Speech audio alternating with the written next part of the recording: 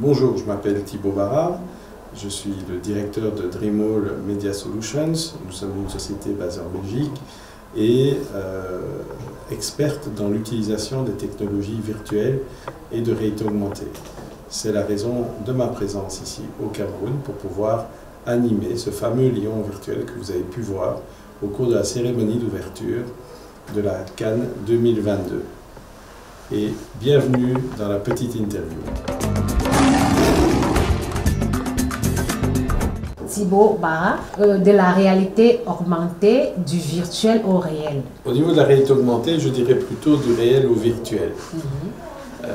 Puisque nous partons dans le cadre de ce qui était demandé ici par l'organisateur de la cérémonie d'ouverture, de créer un lion virtuel qui devait apparaître au cours de la cérémonie à différents moments bien précis au milieu des danseurs.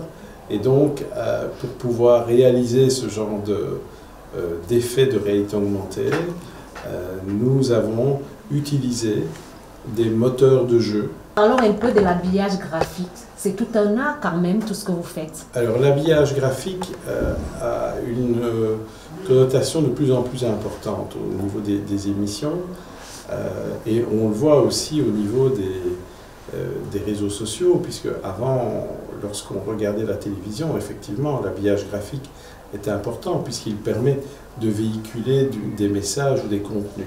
Et donc la réalité augmentée ou les technologies virtuelles, les studios virtuels, permettent simplement de mettre en image tous ces contenus d'infographie qui avant étaient simplement intégrés plein cadre dans l'image. Voilà. C'est quoi la valeur artistique ajoutée d'une telle œuvre comme celle que vous avez produite au Cameroun?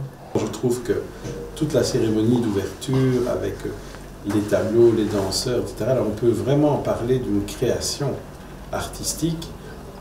Nous, dans notre cas, on va dire c'est une création, alors certes qui mêle de l'artistique, mais dans ce cadre-ci, c'était plutôt une prestation qui devait être très très précise, puisque on avait le challenge, c'était de ne pas, lorsque le lion vient sur ses différentes positions, de ne pas rentrer en collision avec des groupes de danseurs ou performeurs qui étaient sur le terrain.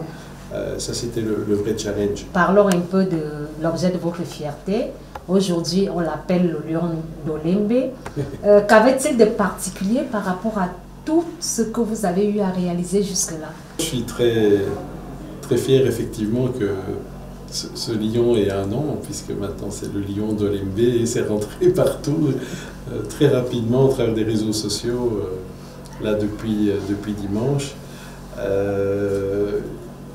Ce qu'il a de particulier, c'est qu'à la base, c'est l'idée du créateur, on va dire, de la cérémonie d'ouverture, c'était de donner vie, que ce lion donne vie, prenne vie aussi.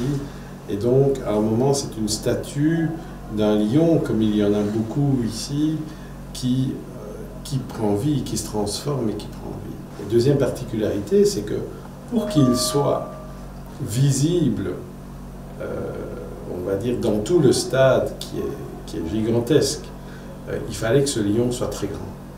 Et donc ce lion, il fait 16 mètres de long, 6 mètres de haut, et donc il a une taille qui est impressionnante. Donc quand on le voit arriver à côté des performeurs et qu'on voit sa taille, c'était waouh. Et je pense que tout le monde a réagi à cela en disant « Waouh, quel lion incroyable !» Quand on voit tout ce qui est fait en ce moment, le virtuel qui prend de l'ampleur, alors on se pose la question de savoir dans 20 ans, est-ce que nous allons complètement basculer vers le virtuel et tuer la télévision traditionnelle?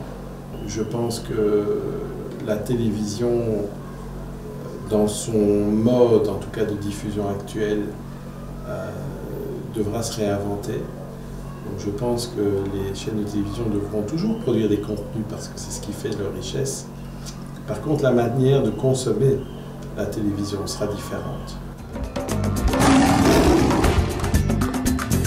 Aujourd'hui, avec cette première expérience de réalité augmentée sur le continent africain. Donc je dirais bravo. Bravo d'avoir osé, bravo d'avoir essayé et bravo d'avoir oui, réalisé ce projet. Et voilà, c'était Thibaut Barra pour la petite interview.